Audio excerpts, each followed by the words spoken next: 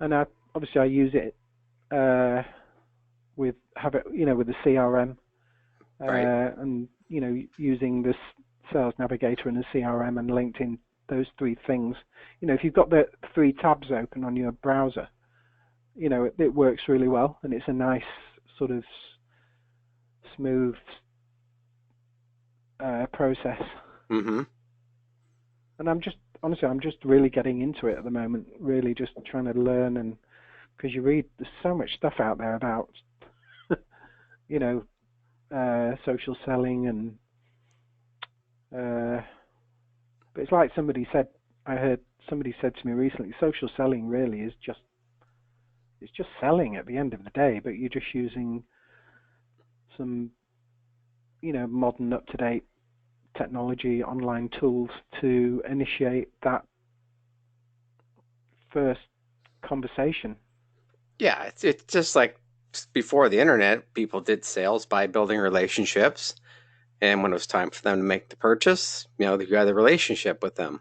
And social selling just lets you Yeah, reach a lot more people easily. I mean the big thing about what I've been doing recently with LinkedIn and Sales Navigator, one of the biggest advantages it gives you is, of course, when I do pick up the phone, I can navigate straight round the uh, what's it called? The person who's going to try and stop you, the The gatekeeper. gatekeeper. Yep. That this will help me to get right round the gatekeeper because I'm already in a conversation with them, if you like. Mm-hmm. They're familiar with me. I can quote certain conversations that I've had with people, and that'll make me a lot more relevant than if I was just a really cold call. Right. And that's true, isn't it? Yeah. You're dealing with Yeah, warm leads instead of cold leads if you already established some kind of communication. yeah, yeah. So welcome to Sandra and Craig too. If you want to, I Welcome can to what, unmute sorry? you. We have three people now. Sandra, would you like to introduce yourself? Let me unmute you. Hi, Sandra.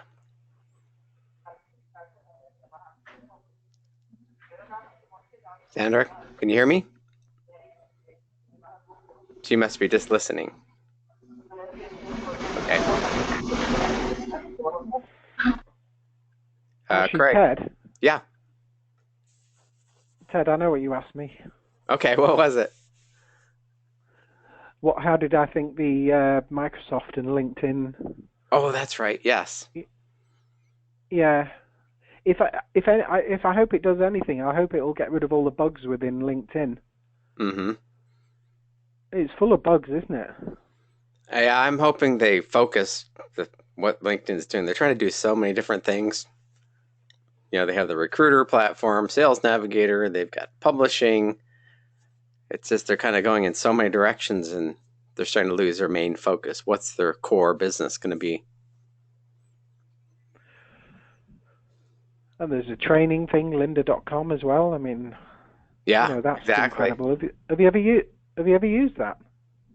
Yeah, actually, It's brilliant, isn't it? it is. It's absolutely fantastic training And I platform. saw some article yesterday that they said 20% of the courses on lynda.com are Microsoft related. So, Yeah, pretty yeah, interesting. no, I mean, yeah. And I'm not sure if you've got a premium account with LinkedIn, don't you get free access to lynda.com?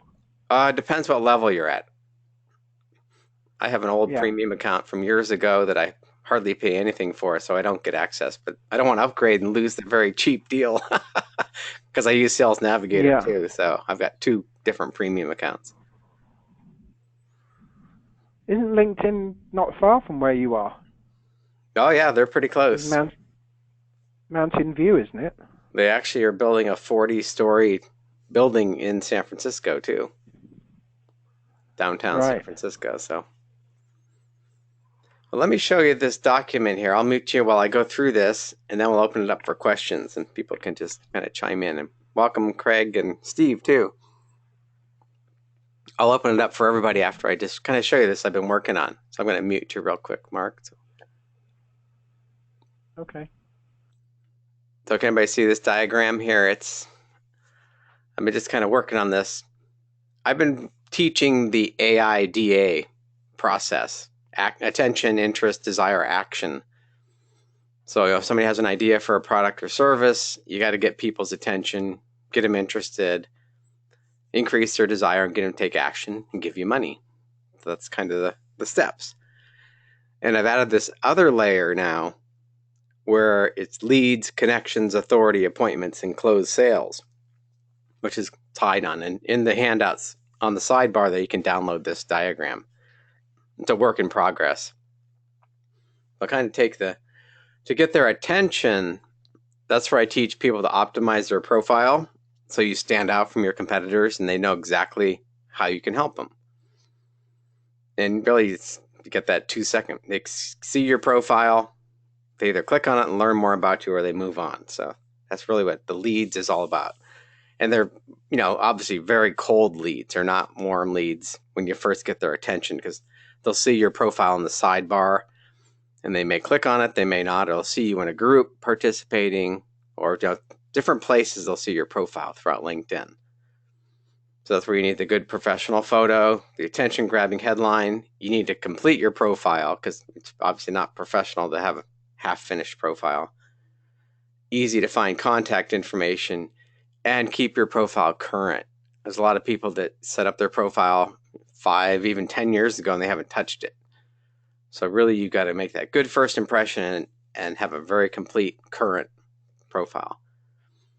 So those it's a very beginning stage of a lead, very cold when they first see your profile. The next step of attention is they're interested and they want to connect with you, or you want to connect with them. So that's where you think, are they a fit for your network when you're looking at your invitations? Are they a potential customer, potential referral partner?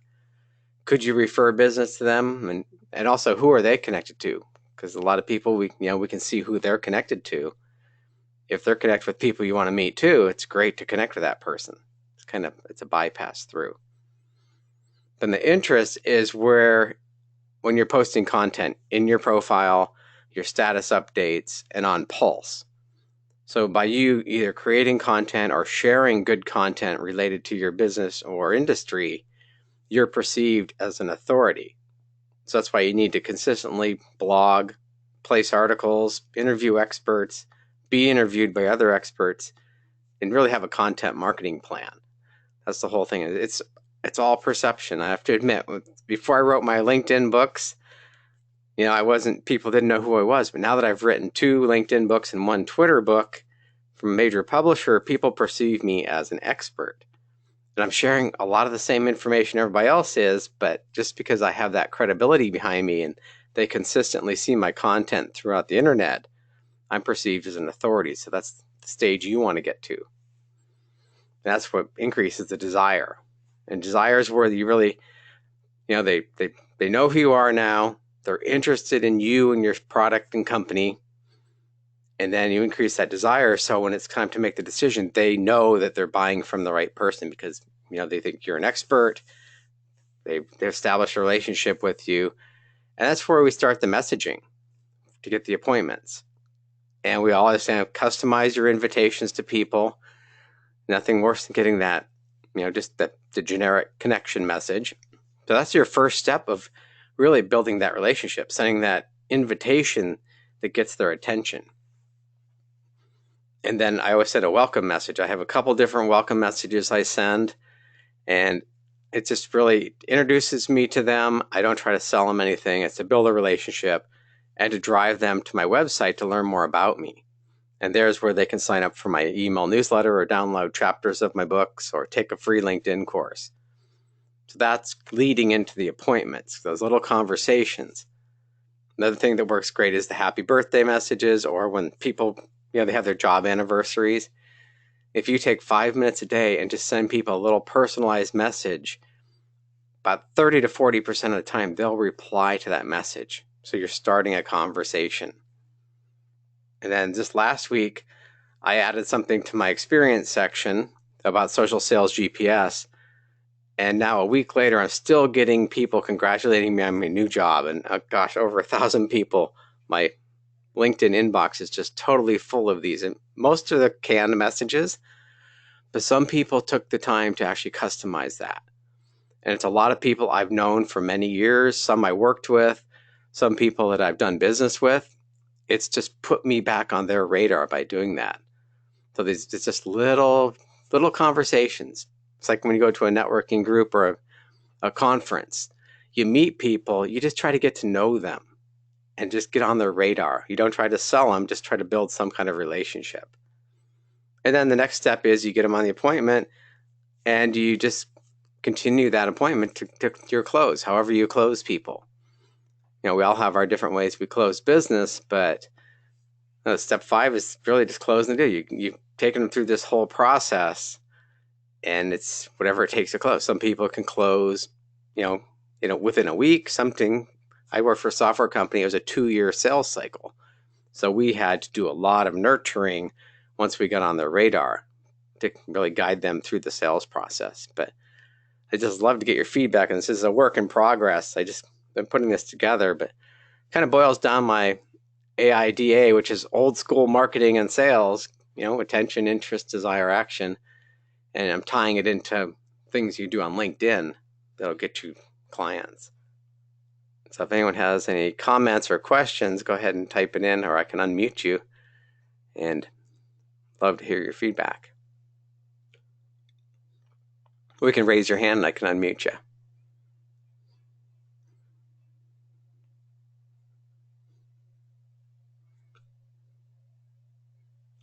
Okay, Steve, I'm going to unmute you. Steve Peck.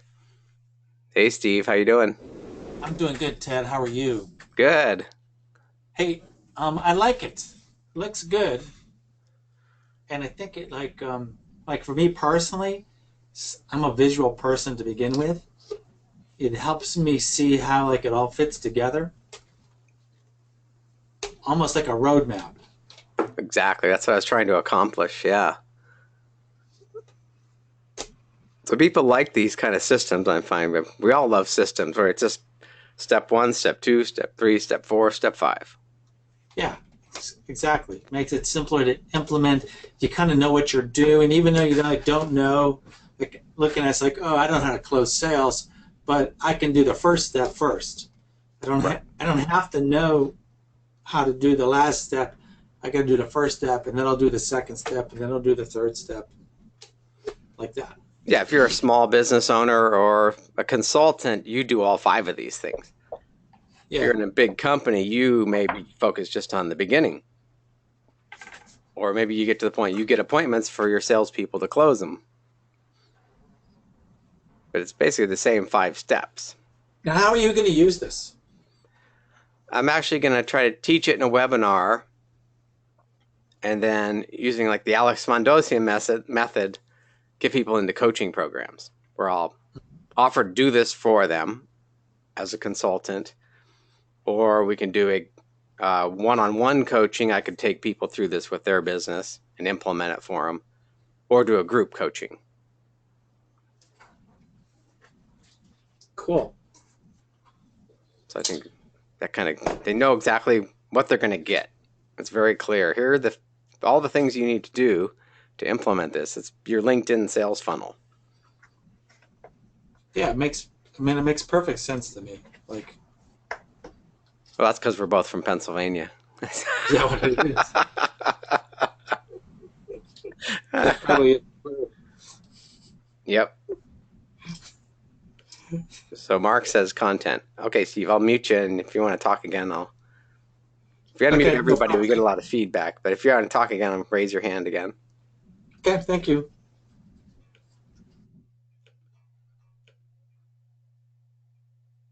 Okay, Mark, I'm unmuting you. There we go. Hi. Yeah. I've obviously looking at what you've just gone through there is very interesting, because that's exactly, that's as I told you before, that's pretty much exactly what I've been doing for the last, when I really started properly and switched everything on, which was about 6 weeks ago, after months and months of studying and learning and trying to understand what to do. When I turned it all on, I actually have done exactly what you've said, but I mean, I know content and creating content is a problem and a headache for lots of people. And I have written my own articles and I've got them on Pulse, but it's trying to find other people's content and curating everyday content that's relevant to what I do. Mm-hmm. It's trying to find it, which is an absolute, it's a real pig of a job trying to find good, consistent. I mean, obviously I use Buffer, which will put 3 or 4 tweets out and LinkedIn updates during the day, and I do that every day. Yep. But it's just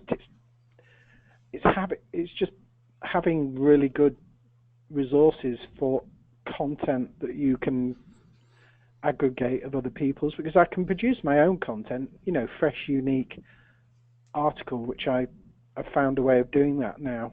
Mm-hmm. But the problem is trying to do it consistently, because I'd love to be able to put an article out every day, but that's very difficult, and it's a lot of work. Trying to work, and it's a lot of work, and it's just not that feasible. You might be able to do 1-2 a week at a push, but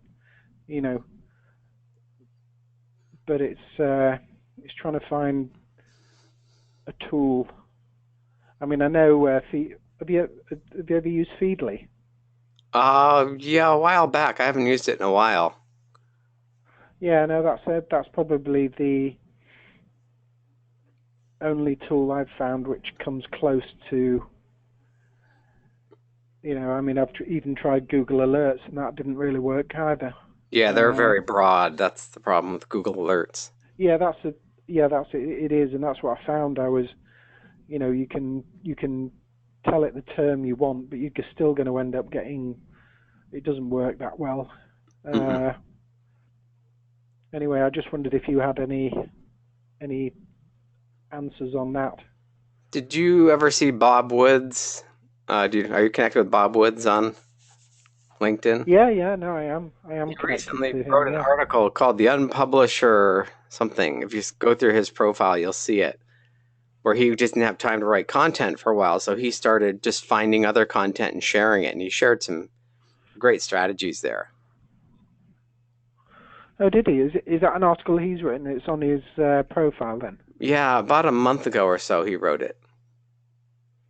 What was it called, roughly? It started with Unpublisher, or his Unpublisher strategy, where basically he was trying to keep his momentum going on LinkedIn without actually creating the content himself. He was sharing other people's content, and it was very successful for him. Yeah. Steve wants to know, what do you do? Can you explain quickly for the people that jumped on a little late what you do? What do I do? What you're selling? I'm in the energy industry, so I work for a business who are energy and cost management consultancy, which is kind of a bit of a vague description of what we do, but we basically just provide a whole range of services for businesses for when it comes to buying their energy and the water. There's a lot to it nowadays, and a lot of legislation to consider. For big businesses that are spending hundreds of thousands of pounds a year on their energy, they've got to be able to control it and monitor it, and find ways of measuring it so that they can reduce how much they're using. Right. And it's a very complex market. When you've got dozens and dozens of different suppliers, and they've all got hundreds of different tariffs. For somebody running a business, it's next to impossible for them on their own to get a handle on the best way to go. So you do need to use a specialist who can do it for you. So how often do the contracts expire? They have to be renewed. Is there variable lengths? Yeah, well, it depends really the kind of strategy and their mindset towards it. Some people will just go for a 12-month contract. Depends where the market is. Obviously at the end of the day, energy is linked to the price of oil, isn't it? Right. Everything gets back to the price of oil. And as we know, price of oil has gone down massively just recently. Mm-hmm. So if the market's at the bottom of the trough at the moment, as it is, you can take advantage of that and then fix your deal and your prices for up to 2, 3, 5 years even. Mm-hmm. So that's roughly what I'm doing, and I'm really enjoying getting my head around LinkedIn and social selling. So before LinkedIn, how did you sell to these people? How did you find them and reach out to them? Just through the traditional routes, the company and the business is, they've got a full marketing operation going on, telemarketing, they've got traditional online advertising, and then you've got the sales guys on the road, foot soldiers who are knocking on doors, talking to people, mm-hmm. networking, just all the traditional lead generation methods that have been there for decades, Mm-hmm. And obviously like I said to you before, when I decided that I was going to get my head around LinkedIn and really understand it and try and learn what it could do for me, I discovered this thing called social selling, and I've enjoyed studying, and I've connected with just about every single well-known LinkedIn trainer there is out there. Okay, I could train the LinkedIn trainers on who's a good LinkedIn trainer and who isn't, just by what they say when I talk to them online, because I can tell now instantly the ones that are good and the ones that don't know what they're talking about. Mm-hmm. So and that's where that authority comes in on my diagram. It's like some people can put some good content out there, but they really can't implement it. Yeah, but as soon as you start talking to them, it's like, hello, this guy's not even on the same page. Yeah. I think, anyway, it's quite amusing when you come across them, but and there is so much content out there. Yeah. It's amazing. I think I've virtually trained myself. I've still got a long way to go, and a long way to go to become really competent at this. Well, the thing too, the technology's changing. LinkedIn seems to be rolling out weekly updates lately. They just keep modifying the tools. That's the other thing that struck me as well, because if you're in B2B selling, you're a sales guy. If you're not skilling yourself and equipping yourself with the ability to be able to use some of these skills that you need now, if you ignore that, in a few more years you're going to be dead in the water. Right. Yep. Do you know what I mean? Right. If you're still using AOL for your email address. Well, there's still people. It's scary to think that I still come across people who they're just not technology aware at all. Mm-hmm. It's a big deal for them just to turn a computer on. Yeah. That's crazy. Anyway. Yeah, you're being left in the dust quickly here. But yeah, you've got to. Like you said before. I'm going to try and build myself almost like an online platform when I can kind of broadcast myself as an authority on the subject that I'm working with. So, I've got to have a great LinkedIn page. I've got to have a great Twitter page. I've got to have maybe a YouTube channel. I've got to have a great blog. All these different tools, you've all got to be branded and put together so that you can communicate out that you are an expert in what you do. Yeah. and people have got to be able to Google you and find you instantly there. What's important too is you need to, if you're going to take on all those different social media channels, you need to consistently put new content out on each channel, because maybe if you ignore Twitter for a while, people see that. He hasn't tweeted in 3 years, or he hasn't put a blog post up in 3 years. Well, I do that every day. I mean, when I'm trying to connect with buyers, if I go and search them and find they've got a Twitter profile and they've not used it for 12 months, well, I know that I can't talk to them through that channel, right? Because they're not using it, and I lose interest in them instantly. Yeah. Do you know what I mean? Yeah, you can talk to them, but they're not going to be hearing you. Yeah, but that's the great thing about Sales Navigator, because you can find the people who are consistently posting on LinkedIn. Now, if you know they're posting on LinkedIn, the chances are they're going to have a busy Twitter profile as well. And 9 times out of 10, it does work like that. Mm-hmm. Yeah. Definitely. But you're right. It's being able to consistently produce, great sort of fresh, unique content. That's the problem. That's the real headache. Curating content is a good thing to do too, or you're going out and finding 3 or 4 articles that are related to share with people within one post. And people appreciate that. But I'm finding that a headache. Just finding enough quality content. Yeah. I mean, I haven't done this enough, but you see, with LinkedIn, there's so many things you can do with it, and I'd never thought before that you can actually search for articles, can't you? Because obviously you can go to the search bar at the top. Yeah. And if you click on, I can't remember which one it is now. It's posts. You can posts. Search. Yeah. Yeah. If you go onto posts, and then you put the subject that you want to find, then you'll have a whole massive results of articles that have been written on that subject. Mm-hmm. And I've not really done that properly.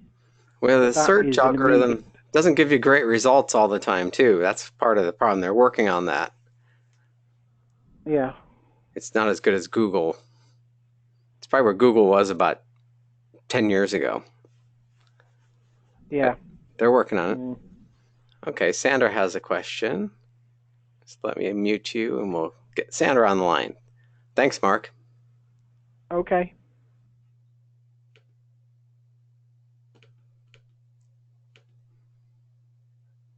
Hey, Sandra, you're unmuted now. Welcome. Maybe she doesn't have her audio. You can type your question in the chat window too, in the questions, Sandra. And Steve, you want to share what you do in your business?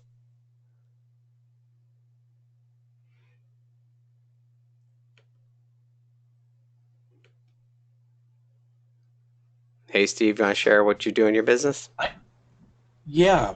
I do something similar to you in that what I do is I help people with LinkedIn as a lead generator. So I do it either for them or I'll coach them to do it. Most people, they do it for them. I guess that the most simple form is that. And I also do general marketing consulting, if you will. So primarily around where do you get more leads? Where do you get more business from? I'm finding more and more people want it done for them rather than learn how to do it. Yeah, it's interesting. It's also, to me, it's actually easier if they let me do it for them. Yeah, there's too much when I'm trying to work with them. What's the right word? Some of the concepts that people don't know yet. Trying to influence their thinking so that they're accepting of the content, the concept is a challenge sometimes. It can be very challenging. I should actually charge more to coach them than I should to do it for them. Because they're like resistant. They're like, no, I'm doing it right. Well, if you're doing it right, how come you're not getting better results? But they don't. So you have clients that don't listen to your advice, and then they say, do it for me, and then you do it your way, and it works. Yeah, exactly. Or when, the worst for me has been when I've let somebody talk me into doing it their way. Yeah. And then they don't get results, and I feel bad because it really is. I let them down by letting them talk me into it. Mm-hmm. Make sense? So a roadmap like I created here might be a good thing for you to, okay, this is the process I have success with. Yes. And they see everything you do. Yeah, because for me, where, I really, I'll give you the words that people feed back to me is, I use a very soft approach. Yeah. And once they get it, they're okay. They're like, oh, yeah, I like your soft approach. But before they get it, they're still trying to do way more direct, hey, thanks for connecting. Here's the link to my website, or here's, my sales page. In this diagram, it would be basically closed sales. All the other boxes would be missing. Way over. Yeah, exactly. They want to go from lead to closed sales. Right. Skip the middle. I want it. Yeah, not all that concerned with that. Yeah. And it's like, well, if you do these other things, and you never know what you get. Like in the middle, you find interesting stuff that wasn't even on your mind. Like today, I connected with someone was roughly a target, like an ideal target for me. Not quite. But it was interesting. So when I'm talking to this young fella, he offers up 2 or 3 people who are my target, like people he knew who would be ideal candidates. Yeah. It's like, well, cool, but I had to talk to him first. If I tried to sell him something first, I never would have talked to him, and 2, he wouldn't have given me anything. Right. And so many times we forget to ask that simple question. Well, do you know anyone else that could use my services? Yeah. It's like, oh yeah, here's 3 more people. Oh, okay. It's wild. Yeah. Yeah, that's the easiest way to get good referrals. Ask for them. And part of that is, it goes back to that very first step, though, is really defining who it is that you want to talk to. Right. Like use him as an example again. I was able to tell him exactly the kind of person I wanted to talk to, which gave him enough information and enough what's the right word? It was kind of like a catalyst for his brain to like let him think of those who fit that criteria. Right. Otherwise, it'd be anybody. Well, that's why your professional headline is so important, because it just triggers something as, oh, this person can help me, instead of just putting your job title. Yeah. Or putting a bunch of keywords that are totally unrelated. I see that so often. Or they couldn't help you, and then they just ignore it. I mean, I'm okay with if they just ignore me. Right. Exactly. Yep. It saves time. Yeah, exactly. So yeah, I know you get this stuff. It's great. So let's see if Craig wants to come on. Thanks, Steve. Thank you. Craig has an interesting business.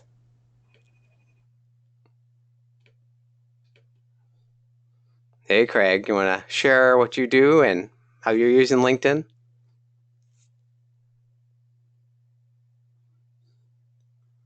Nope, you must not have audio connected. Oh, well. Okay. Well, if anybody else have any questions or anything, we'll be doing lots of these with Social Sales GPS. Lots of these. There'll be 36 webinars a month between the 9 of us. So we have lots of opportunities to pick our brains. So any other questions? If you have questions, you can put them in the question box. otherwise, you can wrap this up, and I'll be back. Yeah, next week I have another one. So there's 9 of us, and if you go to the Social Sales GPS site, you can log in and see our calendar. And what we're trying to do is come up with some curriculum that you guys all the things you want to learn. So we will be asking you to do some surveys periodically as part of this pilot program and give us feedback so we can create a great program that really helps you without having to spend lots of time, which we all want the answers. We don't want to spend the time learning it. So any other questions? Okay. Well, thanks everybody. This is my first webinar, and we hope to see you on lots of others. And go to that Social Sales GPS. If you haven't officially signed up for the Alpha program, let me know and I'll send you the link so you can get signed up. But I think all of you are all signed up. Okay. Thanks, Craig, Mark, Sandra, and Steve, and we'll talk soon.